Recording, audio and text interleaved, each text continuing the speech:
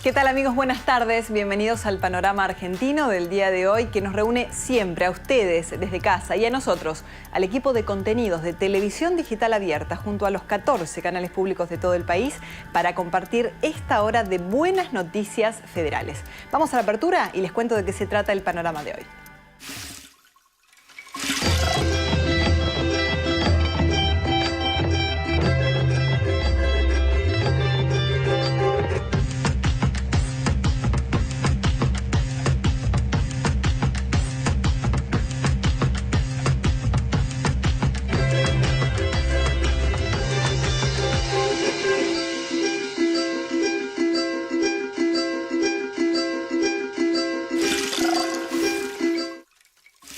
Hace pocos días se cumplió un nuevo aniversario del nacimiento de Miguel Ángel Peralta, conocido por todos los argentinos como Miguel Abuelo. Este grande, con mayúsculas, del rock nacional que nos hizo emocionar, que nos hizo sentir a través de las letras de sus canciones.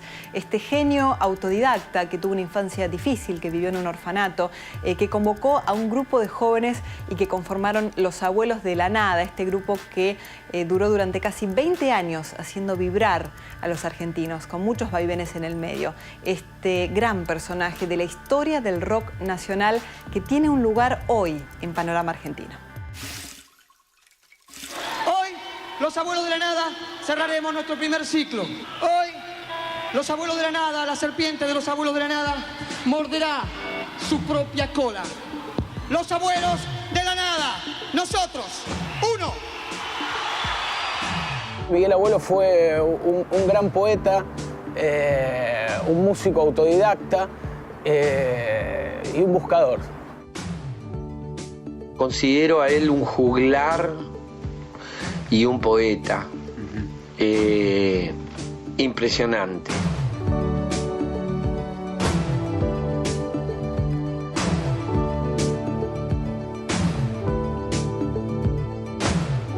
Yo asistía a la Facultad de Filosofía y Letras como oyente y como buscador también. Buscaba como una especie de complemento general.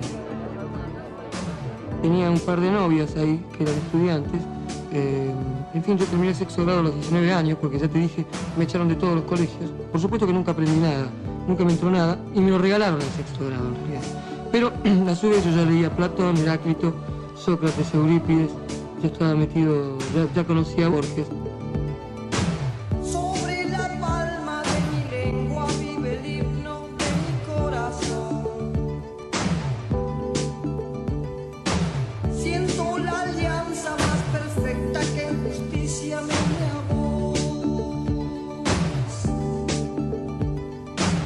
La vida es... Había un buscador y de un tipo que había tenido una vida fascinante, desde tener contacto, bueno, con esa primera génesis del rock argentino y de ser uno de los padres fundadores del rock argentino, de enseñarle a escribir canciones a Luis Alberto, hasta, bueno, ser financiado por el mismo mecenas que tenía Dalí en Francia en la década del 70, ¿no? Entonces había, o ser del mismo clan de artístico callejero que era Almodóvar, también a fines de los 70 en Europa.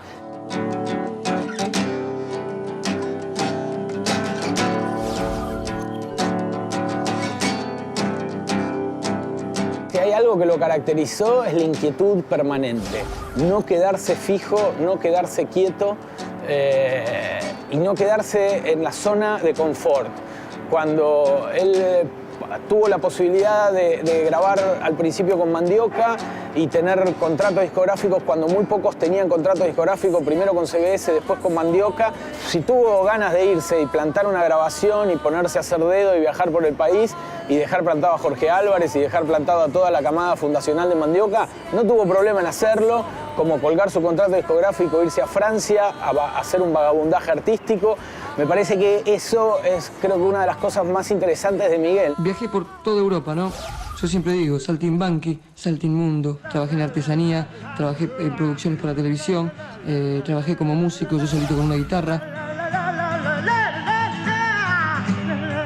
Yo creo que Miguel Abuelo le aportó a la poesía un caudal y una cantidad de influencias que quizás primeros autores del rock argentino no tenían. Él venía mucho de la escuela de González Tuñón, de leer todo libro que encontrara a su paso. Leopoldo Marechal, Tuñón, bueno, él como que de alguna manera fue un decodificador de los viejos poetas con las nuevas generaciones. Leí mucho, pero en realidad no es que haya leído mucho tampoco. Yo leo a los saltos, ¿no? Como Rengo en tiroteo, ¿viste? Que se dice.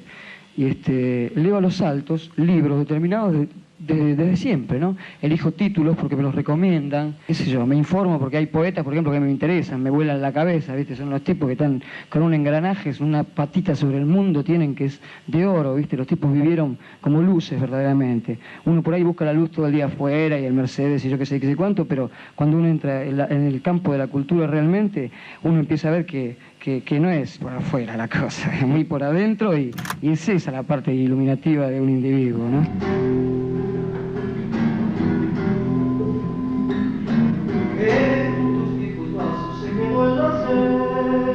Creo que a nivel musical también creo que le aportó simpleza y ahí creo que tuvo más que ver la casualidad y su falta de tacto al momento de usar el puente y de usar los acordes, porque realmente era un tipo que sabía tocar 4 acordes.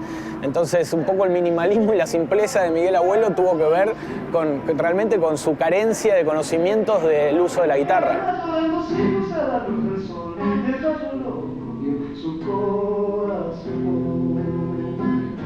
Y a mí nunca me caía mal que me nombrara de cualquier manera porque él me parecía imponente, ¿viste? Entonces yo lo adoraba. Cada vez que podía le decía, fíjate qué lindo lo que estás haciendo, eso. Si tuviese que elegir 3 momentos, digamos, de quiebre en la vida de Miguel Abuelo, creo que uno de ellos sería el arribo de Miguel Abuelo a la pensión de Vicenta, una pensión que quedaba donde hoy queda el Rulero en la 9 de Julio y Libertador, que era una pensión donde vivía Morris, donde vivía Javier, donde pasaba Javier Martínez, donde estaba Pipo Lernoux, a quien él había conocido en un viaje a dedo yendo a Mar del Plata. Y haber caído a la pensión de Vicenta lo llevó automáticamente a bajar la escalera de la cueva por primera vez. Entonces, ese punto me parece que es uno de los puntos de quiebre de Miguel. Otro punto de quiebre también en su vida fue el hecho de haber estado detenido por una causa injusta, por un robo que fácilmente se comprobó que no había sido él, estando en Ibiza.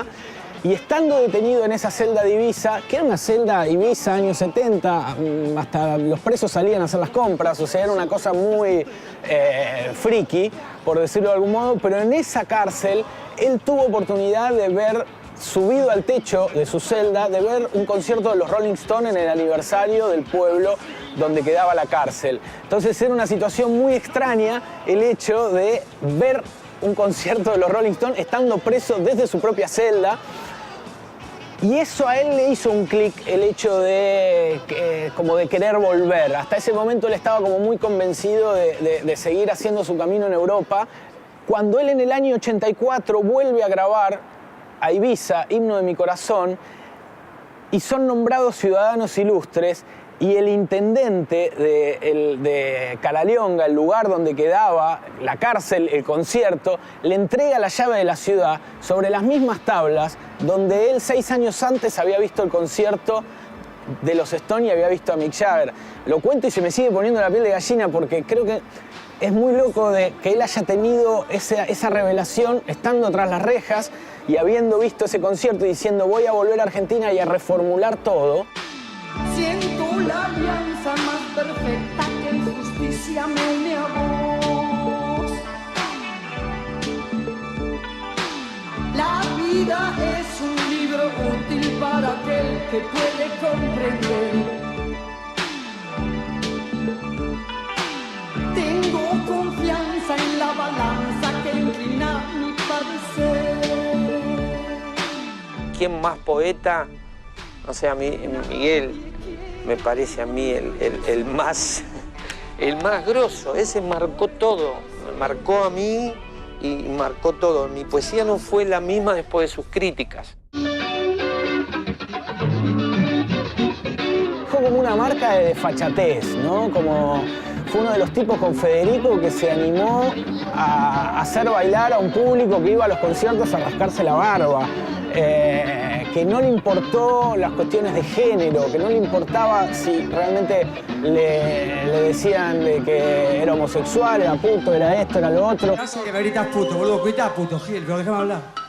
Porque se me sale, porque nos gusta, porque vivimos, porque somos guapos, jóvenes, gente y putos. ¡Cosas mías, man! Por salir con calzas y maquillado. Me parece que esa desfachatez creo que es una de las marcas, más allá de lo que tiene que ver con la poesía. Yo creo que hay que escuchar a Miguel Abuelo por una cuestión de que es una persona que tuvo una visión del mundo muy particular y nos ayuda a ver las cosas desde otro punto de vista.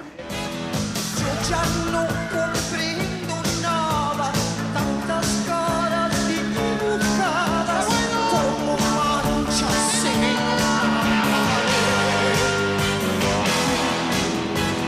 Noches de melancolía, pateando en una ciudad vacía, en la oscuridad de tus ojos.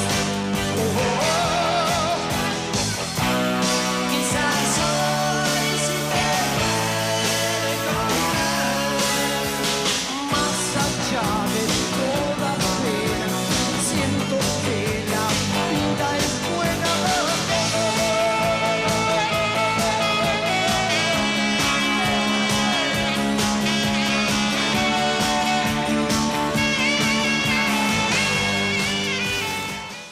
Participá de este sorteo federal y ganate un fin de semana único en Diamante, en el corazón de Entre Ríos.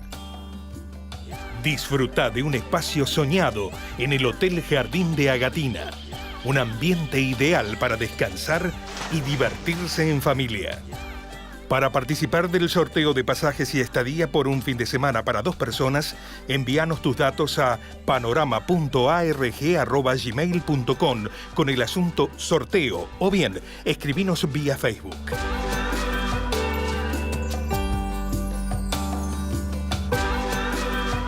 Porque Panorama está más federal que nunca. Hacen posible este premio Costaterra Viajes y Hotel Boutique Jardín de Agatina. Ya volvemos con más Panorama Argentino.